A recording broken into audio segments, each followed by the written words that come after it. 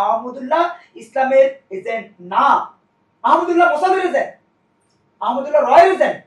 তা না হলে আহমদুল্লাহ অনুসারীরা কিভাবে একজন মায়ের মাথার দাম ঘোষণা করে, একজন বোনের মাথার দাম ঘোষণা করে, কিভাবে মুসলমান মারামারি করে, কিভাবে একজন মাকে ধর্ষণের হুমকি দেয়।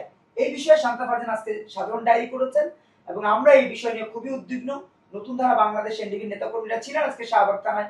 শাহবাগ থানা আমরা জিডি করবার পরে শাহবাগ থানার পক্ষ থেকে আমাদেরকে আশ্বস্ত করা হয়েছে, বলা হয়েছে বাক স্বাধীনতা এবং সত্যিকার অর্থেই সার্বভৌমত্বের পক্ষে যারা কথা বলবে, ধর্ম মানবতার পক্ষে যারা কথা বলবে, তাদেরকে তারা নিরাপত্তা দিতে চেষ্টা করবে। দেখেন, আজকে শান্তা ফারজানা নতুন ধারা বাংলাদেশ এনডিবির সিনিয়র ভাইস চেয়ারম্যান হিসেবে বাংলাদেশের প্রত্যন্ত অঞ্চলে বঞ্চিত নিপীড়িত মানুষদের পক্ষে কথা বলছে দীর্ঘ 13 বছর ধরে। একটা মানুষ শিক্ষা, সাহিত্য, সংস্কৃতি, রাজনীতির মাধ্যমে মানুষের কল্যাণের জন্য কাজ করছে, তার আজকে উপাধি দেওয়া হচ্ছে নাস্তিক। কেন? কারণ তিনি আহমদুল্লাহ যেই শরিয়ার কথা বলছে, আহমদুল্লাহ যে শরিয়াকে বিক্রি করে আসুন্নাহ ফাউন্ডেশনের মাধ্যমে হাজার হাজার কোটি টাকা বিভিন্ন ভাবে জঙ্গিবাদ উস্কে দেওয়ার জন্য খরচ করছে, সেই বিষয়ে তিনি কথা বলেছেন। আমি কথা বলছি, আমি ব্যক্তিগতভাবে বলছি, আমি মনে করি আহমদুল্লাহ, আজহারি, মাদানি তারা প্রকৃত অর্থে শরিয়া আইনটা মানে না, মানছে না। যদি মানতো তাহলে তাদের ফেসবুক আইডি থাকতো না, তাহলে তাদের ইউটিউবে চ্যানেল থাকতো না, তাহলে তাদের এই যে তথাকথিত ধর্মীয় ওয়াজের নামে তারা যে লক্ষ লক্ষ কোটি টাকা মানুষের কাছ থেকে হাতিয়ে নিচ্ছে সেটা তারা নিত না।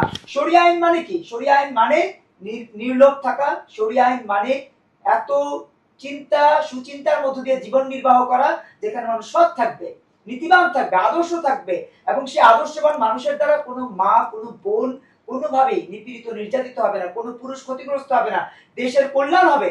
একটা বিষয় একটু শেয়ার করি। গত 55 বছর ধরে বাংলাদেশ স্বাধীন হয়েছে। 55 বছর ধরে যে যেখানে ক্ষমতা এসছে, যেভাবে ক্ষমতা এসছে, বাংলাদেশকে চুষে খেয়েছে। অথচ বাংলাদেশটা বিশ্বের দ্বিতীয় বৃহত্তম মুসলিম দেশ। শান্তি আছে কোথাও? আপনি আয়ারল্যান্ডে দেখেন, শান্তি। বিশ্বের সবচেয়ে সুখী দেশ যেটা, সেই দেশটা কি? মুসলমানদের দেশ। সেই মুসলমানের দেশে কেন শান্তি? আমাদের মুসলমানের দেশে শান্তি নাই, তাদের দেশে কেন শান্তি আছে? কারণ আমাদের এই শরিয়া আইন চাপিয়ে দিয়ে, আমাদের বিরুদ্ধে বিভিন্ন ধরনের প্রোপাগান্ডা চালিয়ে দিয়ে, দেশকে অস্থিতিশীল করে, ভাই ভাই আলী খাতুন মুসলিমিন বললেও ভাই ভাই দ্বন্দ্ব লাগিয়ে দিয়ে দেশকে অস্থিতিশীল করে নিজেরা ফায়দা হাসিল করছে। যুগের পরে যুগ। একটা সময় ছিল এক ধরনের মৌলানা, তারপর আরেক ধরনের মৌলানা, তারপর আরেক ধরনের মৌলানা।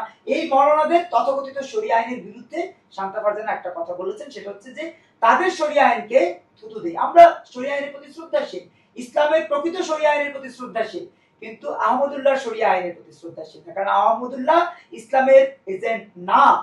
আহমদুল্লাহ মোসাদের এজেন্ট, আহমদুল্লাহ রয়ের এজেন্ট।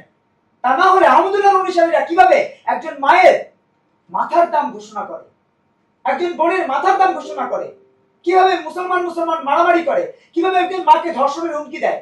এই বিষয়ে শান্তা ফারজানা আজকে সাধারণ ডায়েরি করেছেন এবং আমরা এই বিষয় নিয়ে খুবই উদ্বিগ্ন। নতুন ধারা বাংলাদেশ এনডিবির নেতাকর্মীরা ছিলেন আজকে শাহবাগ থানায়। শাহবাগ থানা আমরা জিডি করবার পরে শাহবাগ থানার পক্ষ থেকে আমাদেরকে আশ্বস্ত করা হয়েছে, বলা হয়েছে বাক স্বাধীনতা এবং সত্যিকার অর্থেই সার্বভৌমত্বের পক্ষে যারা কথা বলবে, ধর্ম মানবতার পক্ষে যারা কথা বলবে, তাদেরকে তারা নিরাপত্তা দিতে চেষ্টা করবেন। কিন্তু আমার প্রশ্ন হচ্ছে, জঙ্গিবাদকে উস্কে দিচ্ছে যারা, এই জঙ্গিবাদের বিরুদ্ধে কেন বাংলাদেশ সরকার ব্যবস্থা নিচ্ছে না, বিএনপি সরকার ব্যবস্থা নিচ্ছে না? আমরা আজকের এই যারা আমাদেরকে দেখছে সবার প্রতি অনুরোধ জানাবো, দয়া করে এই জঙ্গি, জামাত, যুদ্ধাপরাধী, স্বাধীনতা বিরোধী, ধর্ম বিরোধী, মানবতা বিরোধীদের বিরুদ্ধে অবস্থান নেন।